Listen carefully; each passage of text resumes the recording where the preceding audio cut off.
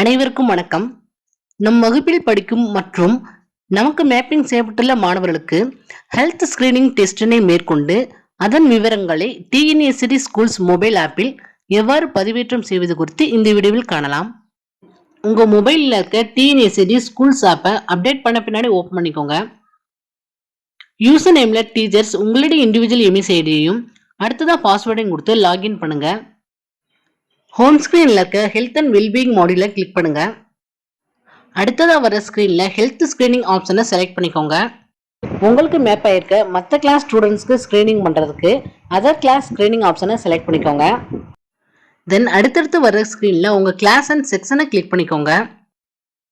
இங்க ஸ்டூடெண்ட்ஸோட ஸ்ட்ரென்த்தும் அதுல screen and அன்ஸ்கிரீன் ஸ்டூடெண்டோட ஸ்ட்ரென்த்தும் display ஆகும். கீழே இருக்க வியூ ஸ்டூடெண்ட் லிஸ்ட் பட்டனை கிளிக் பண்ணிக்கோங்க. இதில் எந்த ஸ்டூடெண்ட்க்கு அப்டேட் பண்ண போறீங்களோ அந்த ஸ்டூடெண்ட்டோட நேமை கிளிக் பண்ணிக்கோங்க. அடுத்ததாக வர ஸ்க்ரீனில் நீங்கள் ஸ்க்ரீனிங் பண்ணுற டேட்டில் அந்த ஸ்டூடெண்ட் ஆப்சண்டாக இருந்தால் ஆப்சண்ட் ஆப்ஷனை செலக்ட் பண்ணி சப்மிட் பட்டனை கிளிக் பண்ணிக்கோங்க. இதுவே அந்த ஸ்டூடெண்ட் லாங் ஆப்சண்டாக இருந்தால் லாங் ஆப்சண்ட் ஆப்ஷனை செலக்ட் பண்ணி சப்மிட் பட்டனை கிளிக் பண்ணிக்கோங்க.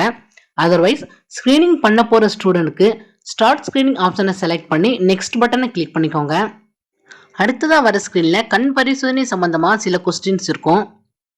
இதில் ஃபர்ஸ்டா அருகில் அல்லது தொலைவில் உள்ள பொருட்களை தெளிவாக காண்பதில் குறைபாடு உள்ளதா, வாசித்த வரிகளையே மீண்டும் வாசிக்கிறார்களான்னு கேட்டிருப்பாங்க. இதுக்கு நீங்க ஸ்னெல்லன்ஸ் சார்ட்டை ஸ்டூடெண்ட் இருந்து 6 அடி தூரத்துல பிளேஸ் பண்ணிக்கோங்க. தென் ஸ்டூடெண்ட்டை ஒரு பக்க கண்ணை மூடிக்கிட்டு 1 by 1 ரீட் பண்ண சொல்லுங்க.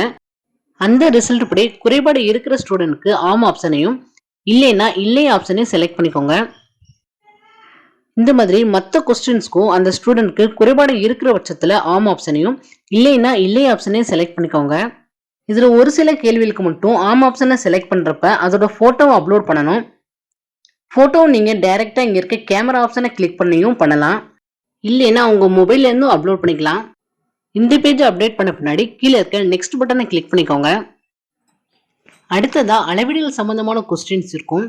அதாவது தோள்பட்டை அகலம், பாதத்தின் நீளம், இடுப்பின் சுற்றளவு, உயரம், எடை, இதை மெஷர் பண்ணி நம்ம என்ட்ரி பண்ணணும்.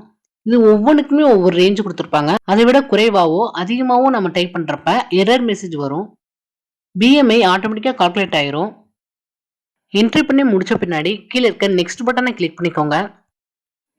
அடுத்ததா சுகாதார பரிசோதனை சம்பந்தமான கொஸ்டின்ஸ் இருக்கும். சில புகைப்படத்தோட கொடுத்துருப்பாங்க. இந்த கொஸ்டின்ஸ்க்குலாம் ஆன்சர் பண்ண பின்னாடி கீழே இருக்க சப்மிட் பட்டனை கிளிக் பண்ணிக்கோங்க. நீங்கள் ஸ்க்ரீன் பண்ண ஸ்டூடெண்ட்டோட நேம் கிரீன் கலரில் மாறிடும். இந்த மாதிரி மற்ற ஸ்டூடெண்ட்ஸ்க்கும் ஹெல்த் அண்ட் வெல்பீயிங் மாடல்ஸை அப்டேட் பண்ணிக்கோங்க. ஃபைனலாக இங்கே இருக்க 3 டாட்ஸை கிளிக் பண்ணி லாக் அவுட் பண்ணிக்கோங்க. நன்றி.